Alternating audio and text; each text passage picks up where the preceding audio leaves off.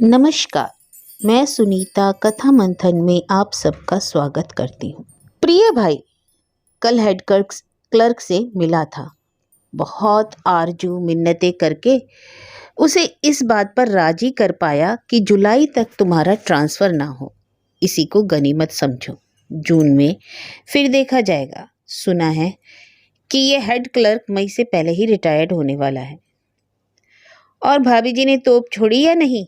कन्या रत्नम या पुत्र रत्नम? एक नया समाचार भी सुनो। राजेश्वर की तो तुम्हें याद होगी, वही जो कविता करता था, हम लोग जिसे महाकवि कहा करते थे। उस बेचारे को टीवी हो गई। क्या उसकी कल्पनाएं थी और क्या हुआ आखिर। मास्टरी से कितनी घृणा करता था और वही स्कूल मास्टरी अंत में उसे मिली। 2 बच्चे भी हो गए और गृहस्थी की बोझिल गाड़ी ढकेलता ढकेलता आखिरकार वह टीवी का शिकार हो गया। छुट्टी लेकर अपने चाचा के पास तुम्हारे शहर में पहुंचा है। मुझे यहीं इलाहाबाद आकर हर्ष रूप से यह सब मालूम हुआ है। भाई, हो सके तो राजेश्वर का पता लगाना और उसकी कुछ सहायता करना। बहुत दर्द लग रहा है। मुझे तो सुनकर वहम सा हो गया है। लगता है कि मुझे टीवी हो जाएगी, तुम्हें भी सब टीवी हो जाएगी, सब टीवी से ही मरेंगे। सभी तो दरिद्रता के शिकार हो रहे हैं, सभी तो पिस रहे हैं। इस प्रकार कब तक जीवित रहेंगे? प्रिय भाई, तुम्हारा पत्र कल ही मिला। हेड क्लर्क से तुमने इतना काम करवा लिया, दाद देता हूँ। मुझे तो वह शायद फटकार ही देता। श्रीमती जी ने कन्या रत्नम दिया है, कल ही स्नाता हुई है। मेरे ऊपर यह तीसरी डिग्री और हुई। राजेश्वर का सब हाल मुझे ज्ञात हो चुका था। शीघ्रता से तुम्हें पत्र लिखा था, इसी से कुछ प्रकट नहीं कर पाया। उसके चाचा को तो तुम जानते हो, पूरा खूसट है। अचानक एक दिन यहाँ बाजार में उससे मेरी भेंट हो गई। उसी दिन फिर राजेश्वर के पास पहुंचा। क्या कहूँ, क्या हाल था उसका। तीव्र ज्वर में चलता, घड़ी घड़ी खांसता एक सूखा हुआ नरकंकाल मेरे सामने बैठा था। चेहरा काला, आंखें भीतर को धसी हुई, हंसता था तो देखकर भय लगता था।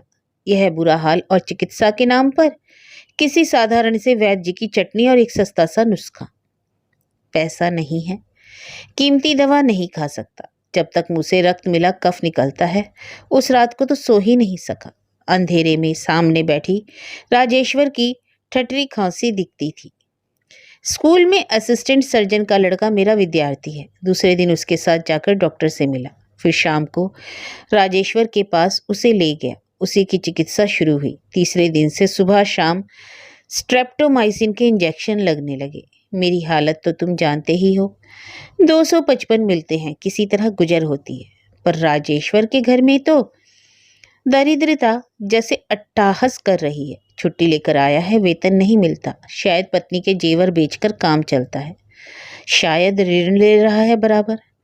चाचा अमीर नहीं है, पर थोड़ी बहुत जमा पूंजी उसके पास अवश्य होगी। लेकिन बुढ़ा है बड़ा कंजूस, शायद आजकल राजेश्वर के ही मत्थे खा रहा है।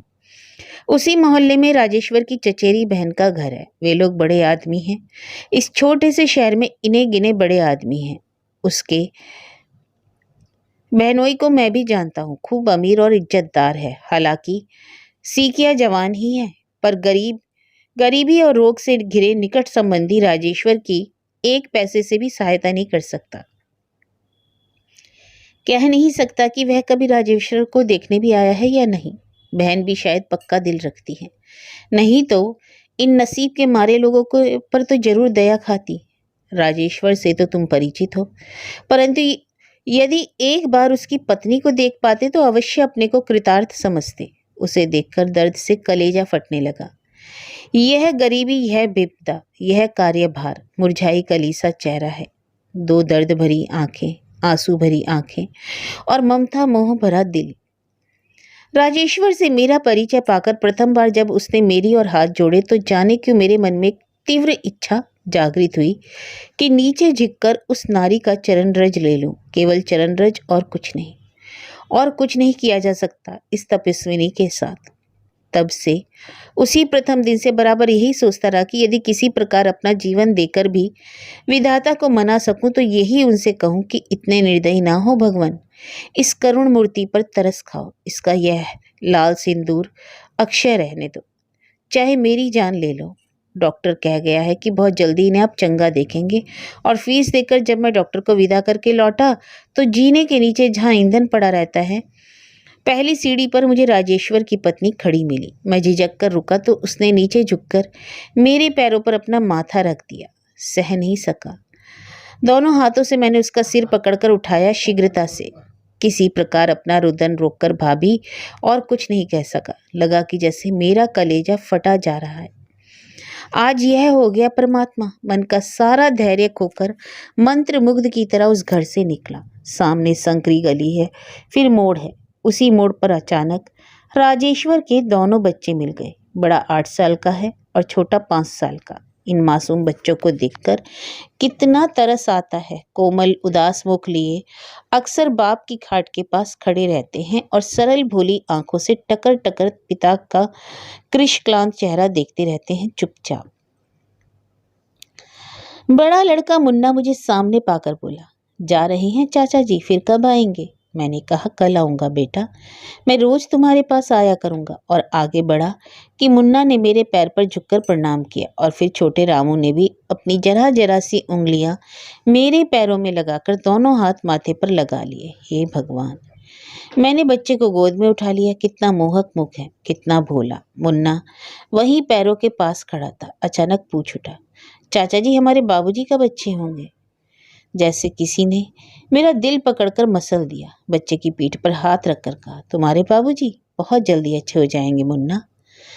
जैसे बेहोशी में मैं फिर अपने घर पहुंचा। सारी राह पैरों में मानो सरसराहट होती रही। आज अभी इन पैरों पर एक शीश गिरा है। आज अभी इन पैरों के को 2 कोमल प्राणों ने अपने सुकुमार हाथों से छुआ है। इच्छा होने लगी कि इन पैरों को काट कर फेंक दूं। ये मेरे शरीर के सबसे निकृष्ट अंग, धूल मिट्टी से सनेते पैर आज मानो बहुत भारी अपराध करके घर लौटे हैं। पापियों, तुमने कैसे सब बर्दाश्त कर लिया? भाई, यह 1 महीने पहले की ही बात है। महीना भर हो चुका मुझे राजेश्वर के घर रोज आते जाते। मैंने श्रम अवश्य किया है, आर्थिक सहायता भी की है, पर बदले में कुछ पाया है वह जैसे किसी भी मूल्य से चुकता नहीं किया जा सकता।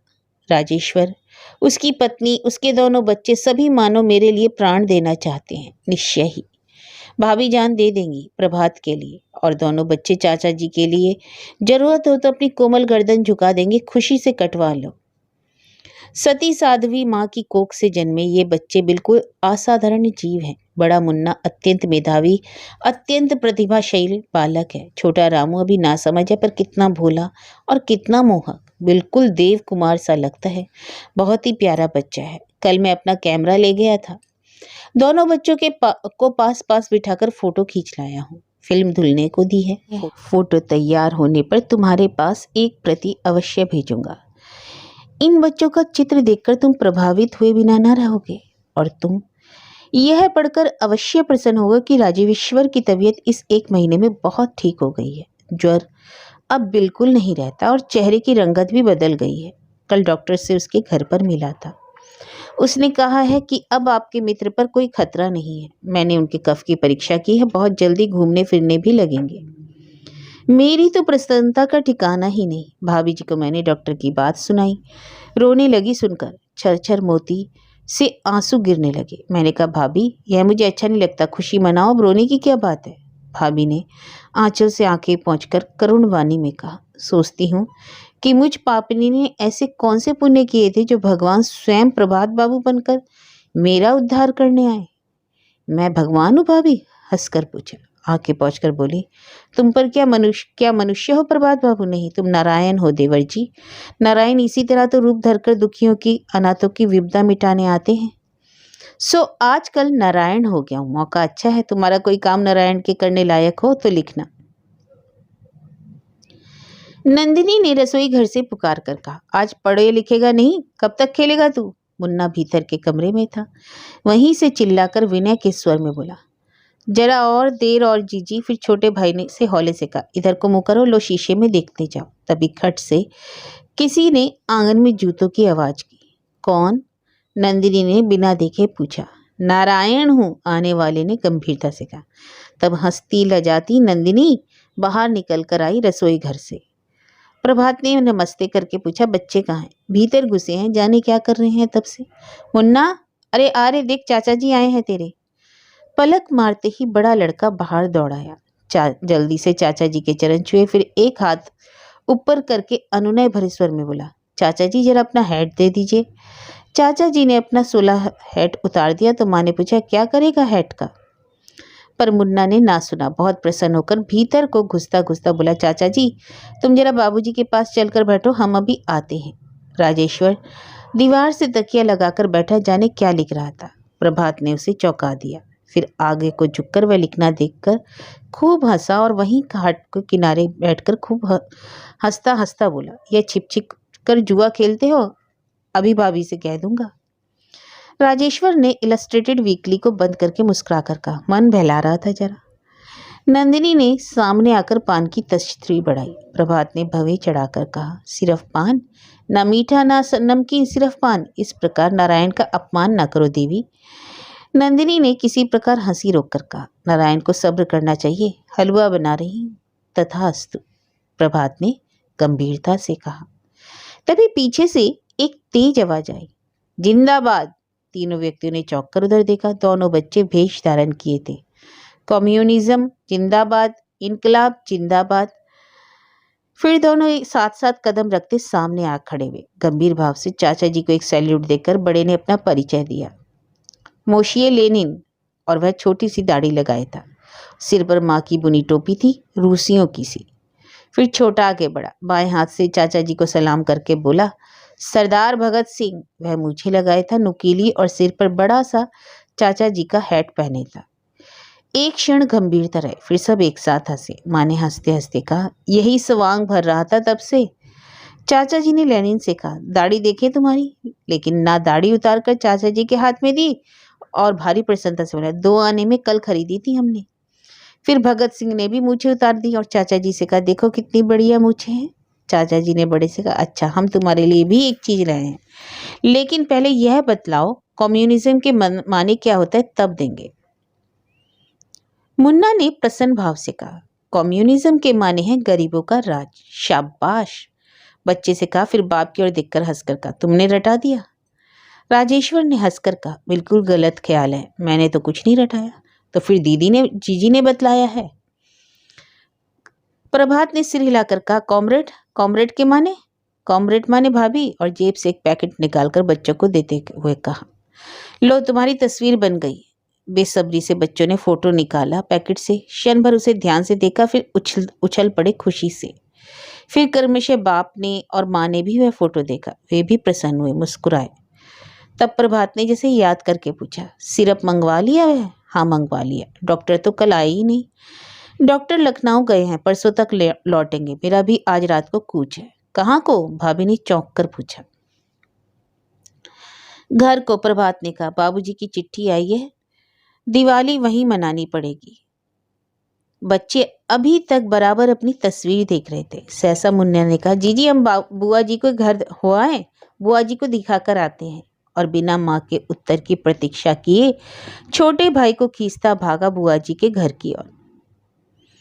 लंबी चौड़ी तीदरी के बीच बड़ी अलमारी श्रृंगार के सामान से सजी थी। दोनों बच्चे भागते हाफते फोटो लिए आ पहुंचे। उस समय लल्ला वहीं अलमारी के सामने खड़ा बड़े से शीशे में अपना मुंह देखता बाल काट रहा था। लल्ला बुआ जी का एकमात्र लड़का है, 11वीं में पढ़ा है, पर देखने में और भी बड़ा लगता है। लंबा चौड़ा, माँ की तरह का डिलडौल है और माँ की तरह ही काला रंग है। बचपन में उसे चेचक निकली थी। चेहरा खुरदुरा हुआ है, रूपश्री तो जैसे उसे छू नहीं गई। इन्होंने पास आकर एक साथ कहा, देखो लल्ला, यहाँ हम बैठे हैं, हम हैं। चाचा जी ने खींची है, कितनी बढ़िया है। दोनों कहते हुए खुशी से। तब लल्ला ने कंघा अलमारी के बीच छोड़कर कहा, देखें? हाँ देखो, अच्छी है ना, यहाँ पर हम हैं, हम हैं। पर लल्ला ना बोला, ध्यान से उस तस्वीर को देखता गुमसुम खड़ा था कि राज रानी आ पहुंची। लल्ला ने उसे हंसकर कहा, देखो अम्मा इनकी तस्वीर। अम्मा ने पलंग पर बैठकर तस्वीर अपनी गोदी में रख ली और ध्यानस्थ होकर देखने लगी। तो लल्ला ने हंसकर कहा, कैसा कुल्ला उडू से हैं बैठे दोनों। पर अम्मा ने कहा, तुम भी खिंचवा लो ना अपनी तस्वीर, इनकी तो मुफ्त खींची है बिना पैसों की, तुम रुपए देकर खिंचवाना फोटोग्राफर के यहाँ। हंसकर बोली। 5 रुपए ले जाना और अपना नया पतलून नया कोट पहनकर कुर्सी पर बैठकर खिंचवाना। राज रानी ने तनिक तिरछी होकर हंसकर बतलाया। लल्ला ने खुश होकर कहा, ये देखो दोनों कुर्ते ही पहनकर बैठे हैं और अम्मा रामू तो नंगे पैर ही बैठा है, तुम अपना बूट पहनकर खिंचवाना। बच्चे दोनों चुप खड़े थे। बुआ जी और लल्ला की बातों के बीच एक शब्द ना बोल पाए, उदास हो गए थे और चुप खड़े थे। दोनों की आंगन के बीच से सुरेश ने पुकार कर कहा, मुन्ना रामू यहाँ आओ, गेंद खेलें। सुरेश राज रानी की विधवा जिठानी का लड़का है, मुन्ना से सिर्फ 7 महीने बड़ा है। खुश खुश बोला, तुम उधर खड़े हो जाओ, रामू तुम इधर और हम यहाँ रहेंगे। लो मुन्ना फेंको गेंद। गेंद इधर से उधर घूमती फिरने लगी। तीनों हंसते जाते, गेंद उछालते जाते। सहसा लल्ला तीनों के बीच आ खड़ा हुआ और सुरेश से बोला, इधर लाओ गेंद। सुरेश ने गेंद मुन्ना की ओर फेंक दी और चिल्लाकर बोला, देना मत। पर लल्ला ने आगे बढ़कर मुन्ना का हाथ दबोच लिया, फिर एक झटके के साथ उससे गेंद छीनकर कुर्सी पर जा बैठा। तीनों खिलाड़ी क्षण भर वहां जहां के तहां खड़े रहे, फिर धीरे धीरे लल्ला के पास सरक आए। रामू ने याद करके कहा, आज हम भगत सिंह बने थे मूछें लगाकर। भगत सिंह? लल्ला हंसकर कहा, इसी भगत सिंह की तरह साफा भी बांधा था, इसी की तरह नौकर बने थे तुम।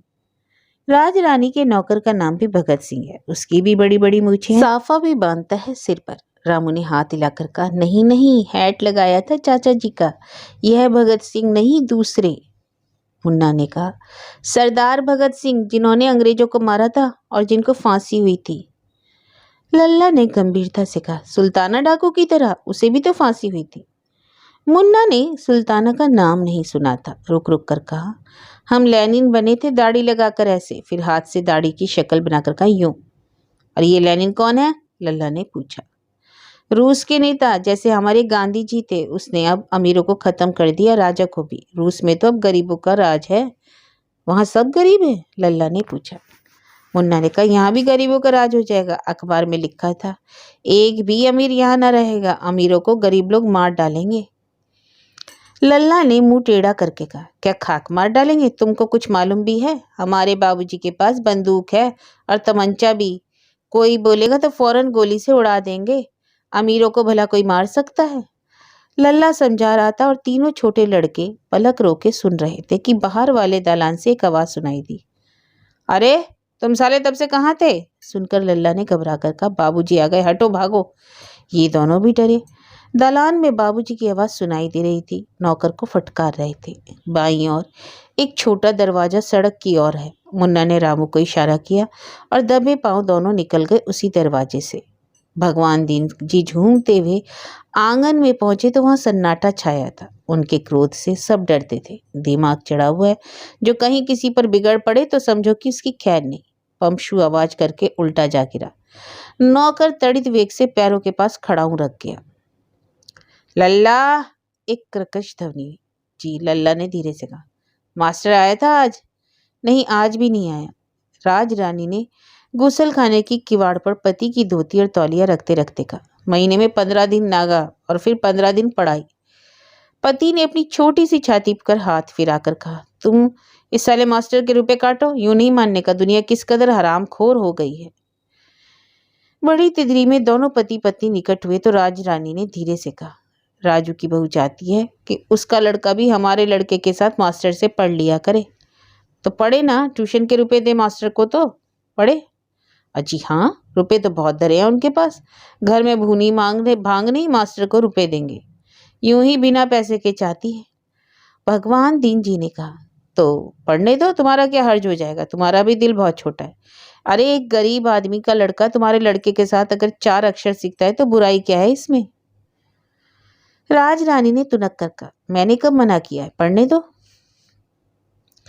तस्वीर वह तब से खाट पर ही पड़ी थी। पति की नजर पड़ी तो फौरन उठा ली और आंखों के आगे करके बोले, यह किसकी फोटो है? राज रानी ने उसी भाव से कहा, उन्हीं दोनों लौंडों की है, और किसकी? भगवान दीन जी जरा देर तक उस तस्वीर को नजर भर देखते रहे, फिर हाथ को जरा दूर करके दूर से दोनों लड़कियों की सुंदर छवि देखकर सिर हिलाकर बोले, अरे साले है तो बड़े खूबसूरत, बिल्कुल बड़े आदमियों के लड़के मालूम पड़ते हैं। वाह, ब्यूटीफुल। राज रानी पूजा का आसन बिछा रही थी। उन्होंने कुछ ना कहा। पति ने तस्वीर सामने ताक पर रख दी और उसी की ओर निहारते निहारते बोले, एक ये बच्चे हैं और एक तुमने पैदा किया, बिल्कुल चमार लगता है देखने में।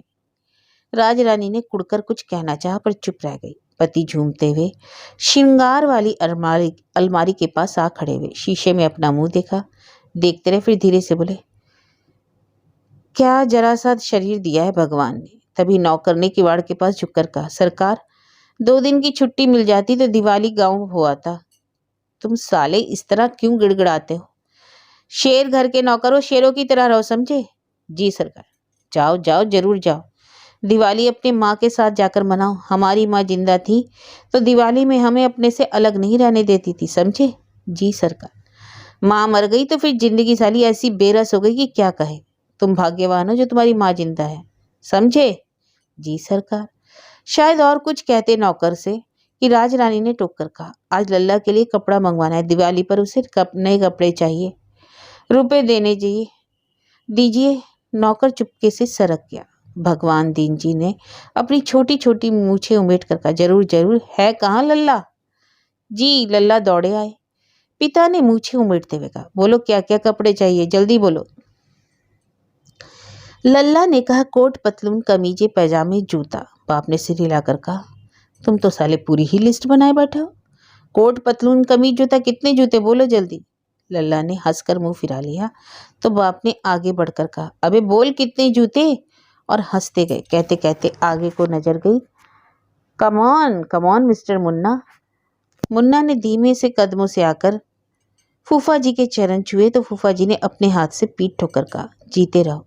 मुन्ना शर्माकर लल्ला से बोला, हमारी तस्वीर। लल्ला हंस रहा था, उसने ध्यान नहीं दिया। फिर फूफा जी ने 2 लंबे डग भर कर तस्वीर उठा ली और उसके सामने करके बोले, लीजिए हुजूर।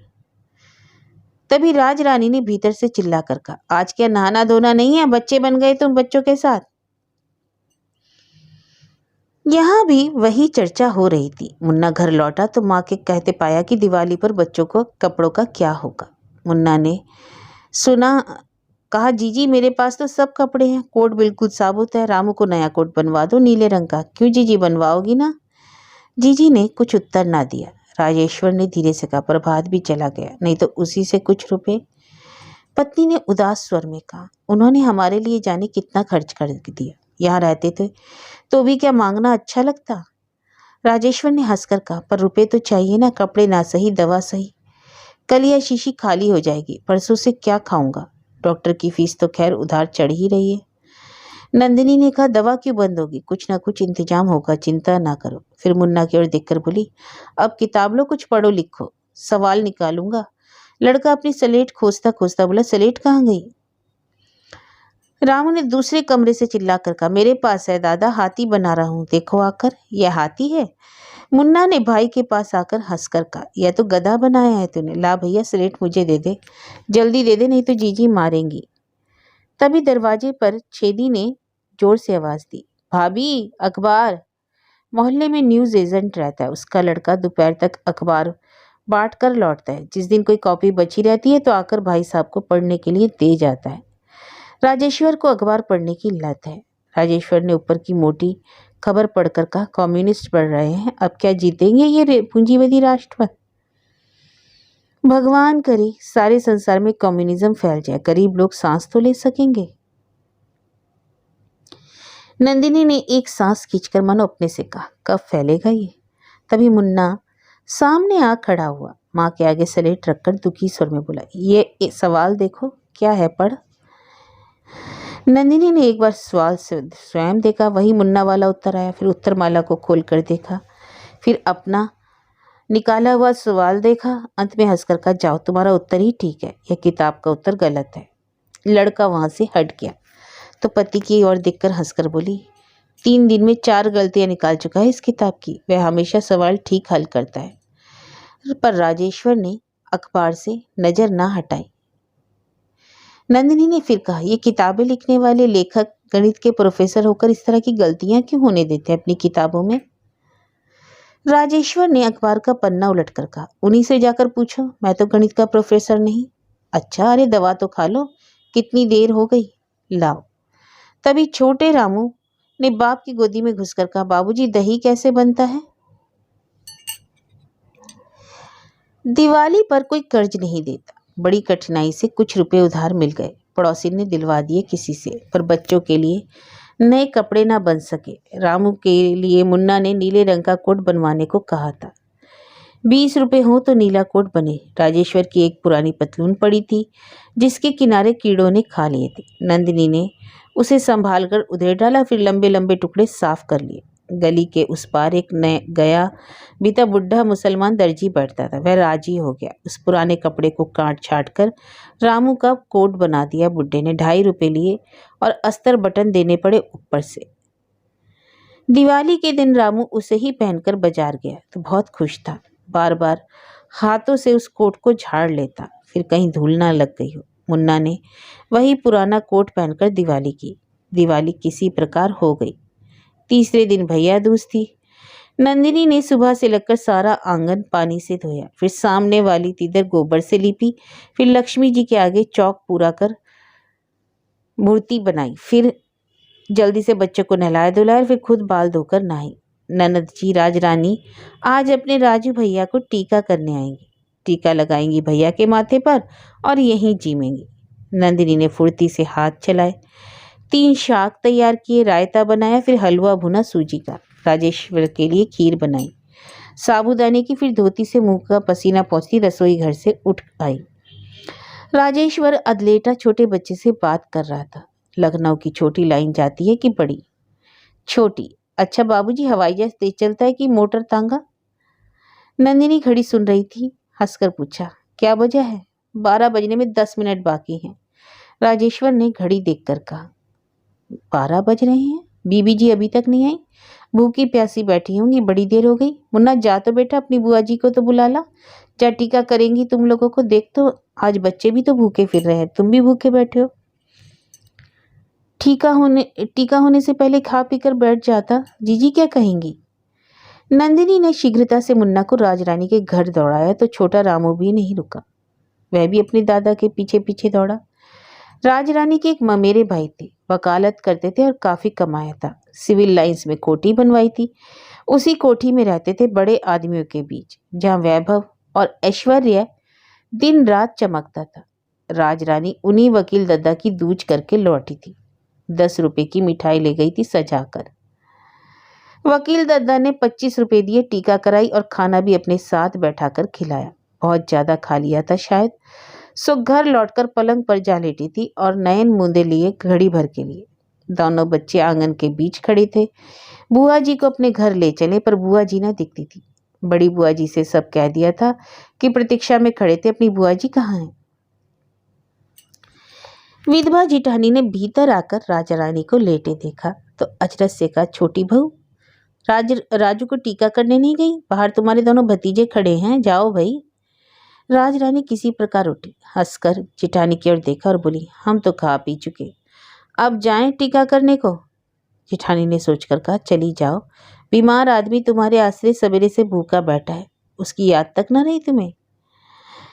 राजरानी ने तनिक लज्जित होकर कहा, क्या बतलाऊं भाभी, लो जा रही। लल्ला छत पर पतंग उड़ा रहा था, अभी अभी उसकी पतंग कटी थी, सो नीचे दूसरी लेने आया था।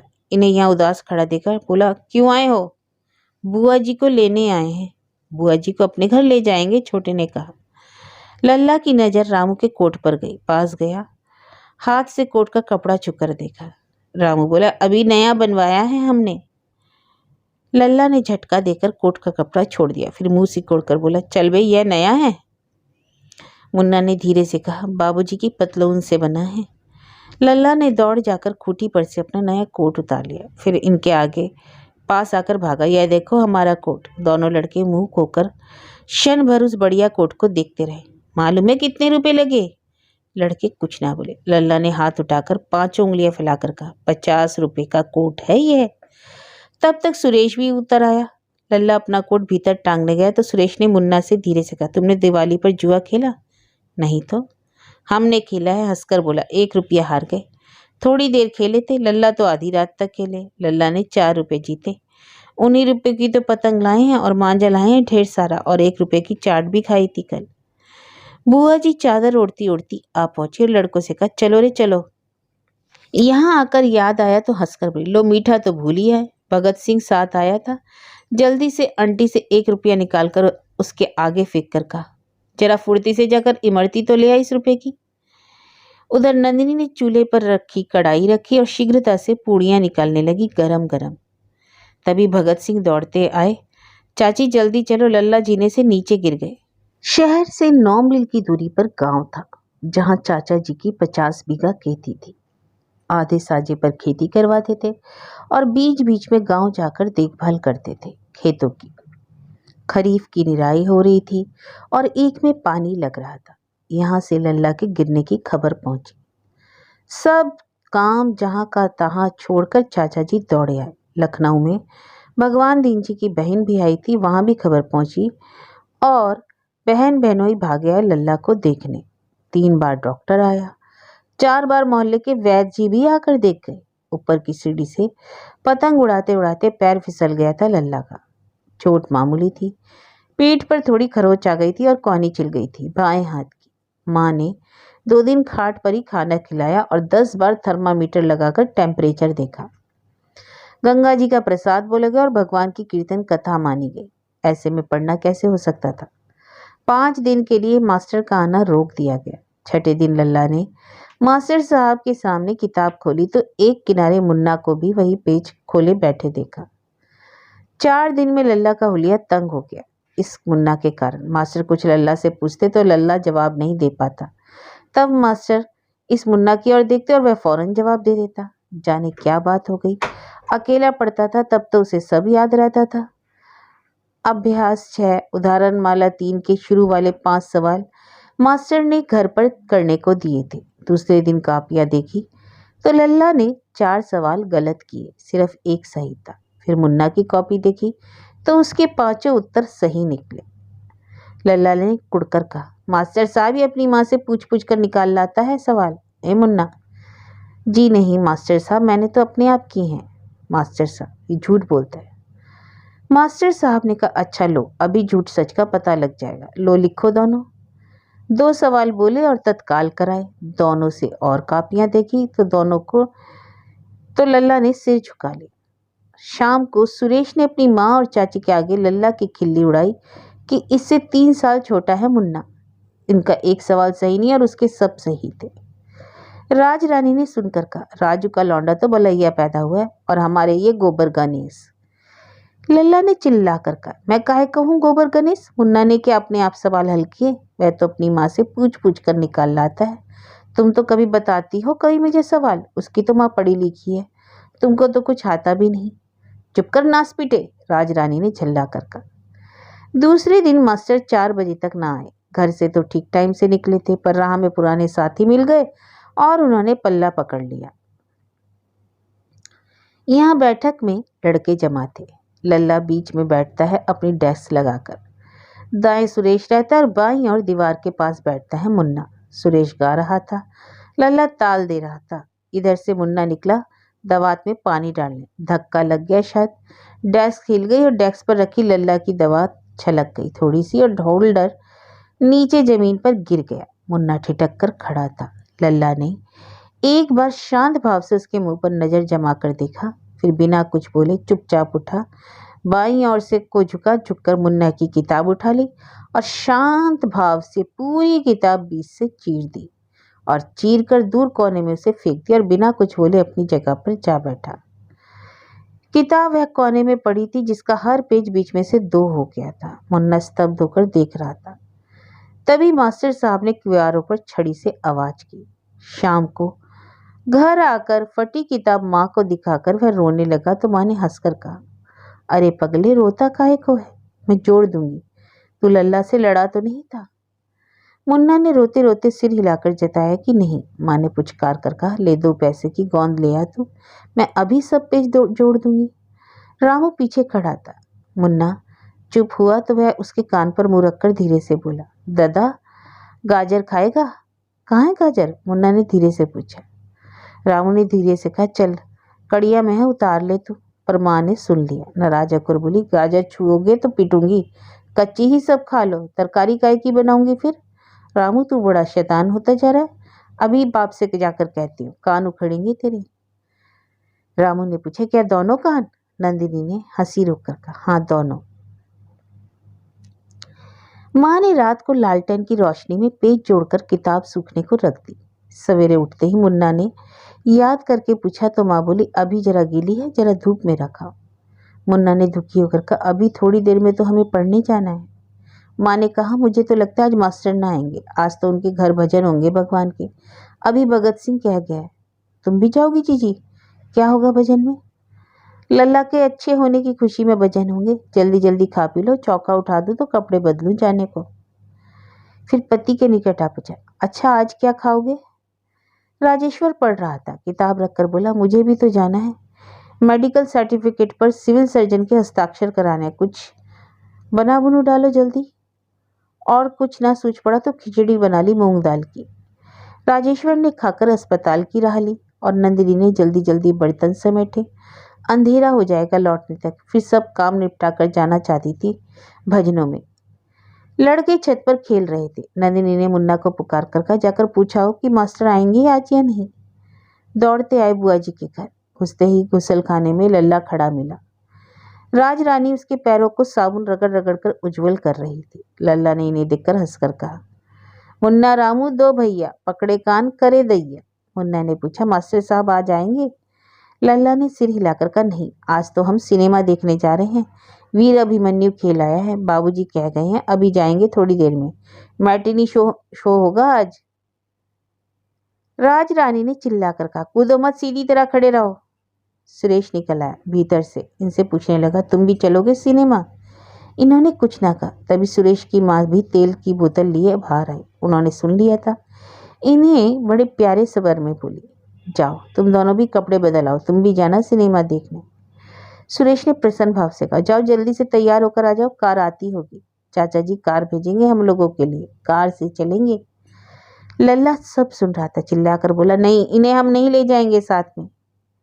राज रानी ने ऊपर को मुंह करके रखा, क्यों नहीं ले जाएगा? तेरा क्या छीन लेंगे? नीचे बैठ, सिर पर साबुन लगा और इनकी ओर बिना देखे शांत स्वर में कहा, जाओ रे मुन्ना रामू, तैयार हो आओ, अपनी माँ को भी लिवाते लाना। फिर धीरे से बोली, नहीं तो कौन जाएगा उसे बुलाने? खुशी से उछलते हुए दोनों घर की ओर भागे। हाथ मुंह धोए दोनों ने और कपड़े बदलने को माँ के पास आकर खड़े हुए। नंदिनी बक्सा खोल के बैठी थी। क्या पहनकर बीबी जी के घर जाए? क्या है उसके पास? यही सादी सादी धोतियां, सादे सादे 2-3 जंपर ब्लाउज। बढ़िया साड़ी कहाँ से लाए? रेशमी ब्लाउज कहाँ से लाए? बच्चों ने एक साथ कहा, हमें अच्छे कपड़े पहनाओ। अच्छे कपड़े? माँ ने पुरानी धारीदार धोती पहनी, मुन्ना ने पजामा कुर्ता पहना। अब रामू को क्या पहनाया जाए? एक नेकर धुला रखा था, उसी को जल्दी जल्दी टाके मारकर ठीक किया और कमीज पहना दी मुन्ना को। हंसकर बोली, ले वहाँ ऊपर किए देते हैं, अब बड़ी ना लगेगी। घंटा भर बाद खुशी खुशी लौट कर आए दोनों तो यहाँ दरवाजे पर कार खड़ी थी। ड्राइवर छोटे लाल सामने के चबूतरे पर बैठा बीड़ी पी रहा था। देखकर खुशी से फूले ना समाए। भीतर ना गए, वहीं कार के पास खड़े रहे। लाला अपना नया सूट पहने बाहर आया, हैंडल घुमाकर दरवाजा खोला और पीछे वाली सीट पर कूदकर जा बैठा। तब सुरेश आया। उसने आते ही से कहा, मुन्ना चलो बैठो, रामू भैया चल, और उन्हें भीतर करके पीछे से खुद भी घुस आए। छोटे लाल ड्राइवर ने अंगड़ाई लेकर कहा, चले लल्ला? लल्ला ने अपने कोट का कॉलर ठीक करते हुए कहा, चलो। मोहल्ले की गली पार करके कार चौड़ी सड़क पर घूमने लगी तो झटका सा लगा। रामू लल्ला के ऊपर लुढ़क गया। डरकर उसने लल्ला का कोट पकड़ लिया। लल्ला ने झटका देकर उसका हाथ छुड़ाया कोट से, पर इस बीच में सिरवट पड़ गई। मुंह सिकोड़कर घृणा से रामू की ओर देखता रहा। फिर खट से उसे कंधा पकड़कर उठाकर खड़ा कर दिया। चलती कार में रामू घबराया हुआ आगे वाली सीट पकड़े खड़ा था, लल्ला के ठीक सामने। तब लल्ला ने झुंझलाकर कहा, नीचे बैठ। रामू सीट के नीचे लल्ला के जूतों के पास उखड़ू बैठ गया, पर लल्ला को संतोष ना हुआ। मुन्ना सीट के ऊपर था। रामू को इस तरह नीचे बैठा देखकर दुखी हो रहा था। लल्ला ने उंगली उठाकर कहा, तुम भी नीचे बैठो, उठो यहां से।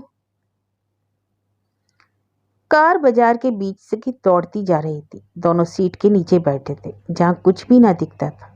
सीट के किनारे पकड़ रखे थे दोनों ने। जरा सा भी धक्का लगता तो गिरते गिरते बचते लल्ला के जूतों पर। और लल्ला सीट पर तिरछा होकर बैठा था, बाहर की सीनरी देखता जाता था, मुस्कुरा रहा था। सुरेश शांत था। पलक मारते बाजार पीछे छूट गया और नदी वाली रोड पर कार दौड़ने लगी। सहसा लल्ला ने चिल्लाकर कहा, अरे 3 हाथी, 4, अरे 5। सुरेश ने भी उचक कर देखा और ये दोनों भी उठकर खड़े हो गए। सड़क के किनारे किनारे किसी बारात से ये 5 हाथी लौटकर झूमते चले जा रहे थे। लल्ला के सामने फिराड़ हो गई। जरा देर रुक कर कहा, जरा देर सही। फिर हाथ उठाकर रामू की खोपड़ी पर पीछे से कस कर एक धौल जमाई और डांट कर कहा, अबे तू नीचे बैठ। रामू बैठ गया तो एक धौल फिर मुन्ना को भी जमाई, मुस्कुरा कर कहा, नीचे बैठो। शहर के पश्चिमी किनारे पर जहां नदी की ओर सड़क मुड़ती थी और बाएं अछूतों की बस्ती थी, भगवान दीन जी का बाड़ा था। बाड़ा एक फलांग का घेरा लिए था और पक्की 4 दीवारी से घिरा था। घेरे में दाल का कारखाना था, आटे की चक्की थी, तेल की मिल थी और कपड़े की कोठी थी। 3 मदों की रोजाना आमदनी शाम को गिनी जाती थी और प्रतिदिन मुनीम जी इंपीरियल बैंक की शाखा में नोटों के बंडल जमा कराते थे। तहसील में जहां भगवान दीन जी का मौरूसी घर था, चारों ओर सूद पर रुपया फैला था और 3 बड़े बड़े जमींदार उनके कर्जदार थे, जिनकी जमींदारी अब लल्ला के नाम होने वाली थी।